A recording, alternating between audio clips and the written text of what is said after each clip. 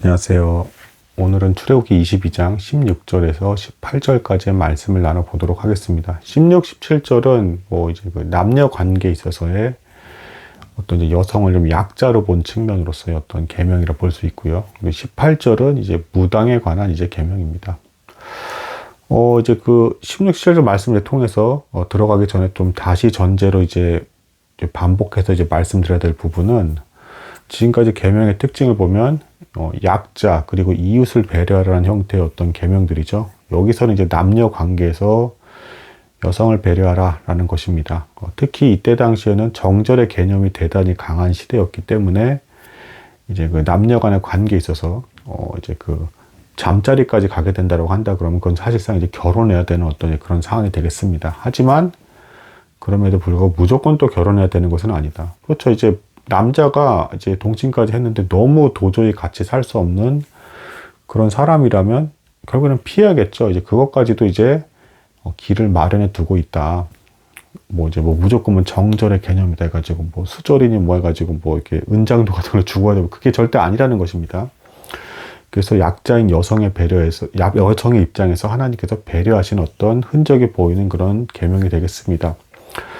내용을 좀 살펴보면 뭐 이렇습니다. 여기서 분명히 이제 그 남자가 약혼하지 않은 여자를 이제 꿰어냈다라는 표현을 해요. 그러니까 이제 사랑하지는 않은 것이고 유혹을 한 것이겠습니다.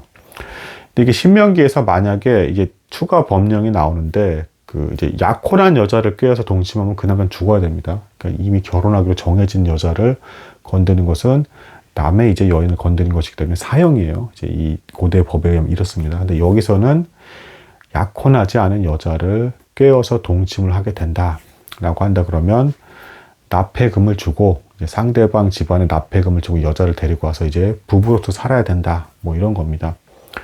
그러니까 뭐 이때 시대 당시에 이제 그 남자가 꿰어냈다라는 건 이제 사실은 정욕에 의해서 이제 여자를 유혹한 것이죠. 사랑한 게 아닌 겁니다. 잘못된 것으로 어쨌든 여성을 끌어들인 거예요. 그리고 이 순진한 여성은 동침까지 했다라는 것은 이제 뭡니까? 그러니까 이제 사실상 이런 시대 때 이제 동침까지 했다라는 건 말 그대로 이제 그 당신을 내 남편으로 인정하겠다라는 행위를 한 것이죠. 사실상.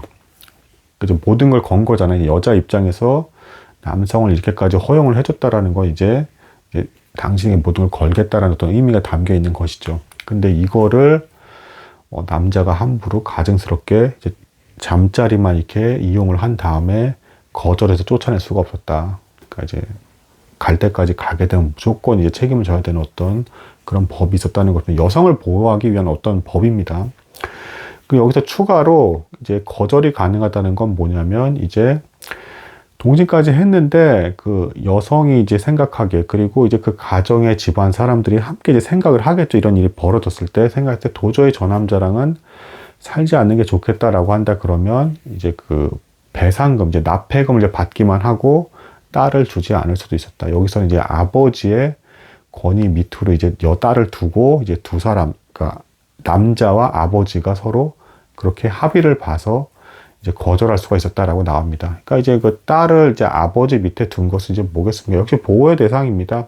그러니까 이때 당시에 여자가 직접 나서서 이걸 거절한다라는 것은 이때 당시 그 무식한 어떤 무력에 의해서 이제 뭐 여자가 이제 끌려갈 수도 있고 이용당할 수도 있는 그런 여지가 있는 거잖아요. 그러니까 아버지의 보호 아래 두고 거기서 이제 그렇게 거절할 수가 있었다. 뭐 이제 이런 법이 있겠습니다. 그러니까 여기서 이제 여성을 약자로 보고 하나님께서 배려하신 법이라고 보시면 되겠습니다.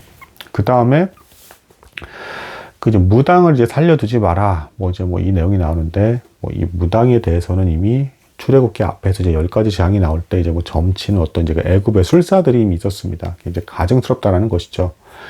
그러니까 이제 특징이 뭡니까? 이 무당이 의외로 영험하게 맞출 때가 있어요.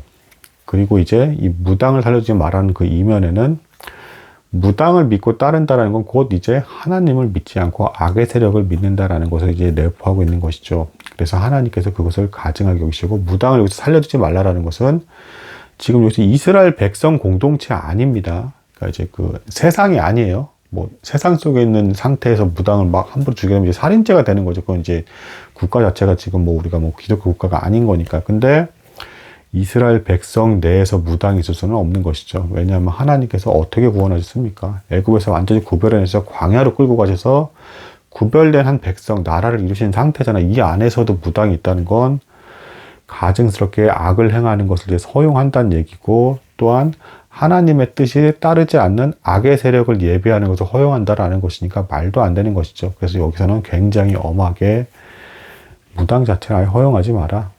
내버려 두면 어떻겠습니까? 신약의 비유대로 누룩이, 빵에 누룩이 퍼지는 것처럼 무당들이, 속속들이 계속 더 늘어날 것이고, 백성들을 미혹해 할 것이고, 하나님에서 결국에는 멀어지게 할 것이기 때문에 하나님께서 엄히 이제 내가 구별해서 이렇게 광야로까지 이끈 이 백성 안에 무당이 있다라는 건 말도 안 된다. 죽여버려라.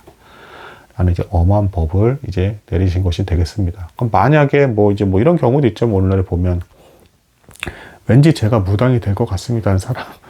근데 결론은 해법은 그렇습니다. 신약에서도 보시면 바울이 권능으로 이제 점치는 자들에 대해서 이제 그 악의 영을 이제 쫓아내는 어떤 이런 게 나오는데, 성경 전체에서 말하는 바는 그렇습니다. 그럼 무당이 될 것 같은 사람은 어떻습니까? 어떻게 해야 됩니까? 하나님을 믿어라. 하나님의 권능으로 그런 악의 세력을 쫓아낼 수 있다라는 그런 입장입니다. 여기까지도 뭐 현재적인 어떤 입장에서 이렇게 해석이 가능한 것이죠. 추가로 이제 뭐 16, 17절 아까 남녀 관계에 있는 어떤 이것을 뭐 이제 현재로 좀 확장을 한다라고 한다 그러면 조금 더 생각하면 이런 건 있을 수가 있습니다. 그러니까 이제 이 법의 의도를 제가 누누이 말씀드렸지만 오늘날에는 이것을 문자 그대로 적용하지는 않는다고 했잖아요. 근데 이제 법의 의도로서 이제 굳이 적용을 하자면, 오늘날에도 이제 굳이 적용을 하자면, 남자가 여자를 이제 사귈 때 사랑해서 사귀어야지 단순히 잠자리나 동침의 관계에서 자신의 정욕에 못 이겨서 꿰어서 유혹하듯이 사귀면 안 된다. 그 마음 자체를 하나님께서 사악하게 보신다라는 것입니다. 그리고 그런 관계 속에서 뭐 오늘날엔 좀 이런 부분은 좀 있긴 하죠. 이제 여기 지금 이건 이제 이스라엘 교회 자체인 교회 내인 거고, 세상은 좀 어떻습니까? 좀 더 문란하죠, 전반적으로. 그래서 뭐 여성에게 또 뭐 성적 자유가 있어야 되고, 뭐 여성도 이렇게 선택할 때 뭐 그렇게 또 생각하시는 여성이 있는 거에 대해서는 우리가 뭐라고 말할 수는 없습니다. 근데 이 성경의 기준에 의하면 여성이 남성에게 동침을 허용했다라는 것은 이제 이게 여성 입장에서 사실상 모든 걸 다 내준 것이고, 이제 당신을 이제 남편으로 이제 받아들이겠다라는 어떤 행동을 한 겁니다. 이제 그만큼 여성이 남성을 사랑하게 되었다는 얘기입니다. 이런 상태가 되었을 때 남자는 함부로 여성을 버리는 것은 이제 사악한 일이 된다라는 것을 이제 그 16절, 17절의 말씀을 통해서 본질로만 옮겨서 해석하면은 그렇게 받아들일 수 있겠습니다. 그래서 이제 마무리 짓겠습니다. 그 16절, 17절을 통해서 남녀 관계에 있어서는 남자가 여성에게 다가갈 때 진실된 사랑으로 다가가야 되고, 또한 함부로 동침까지 이제 허용을 하는 형태로 사귀는 것은 이제 경솔한 일이다.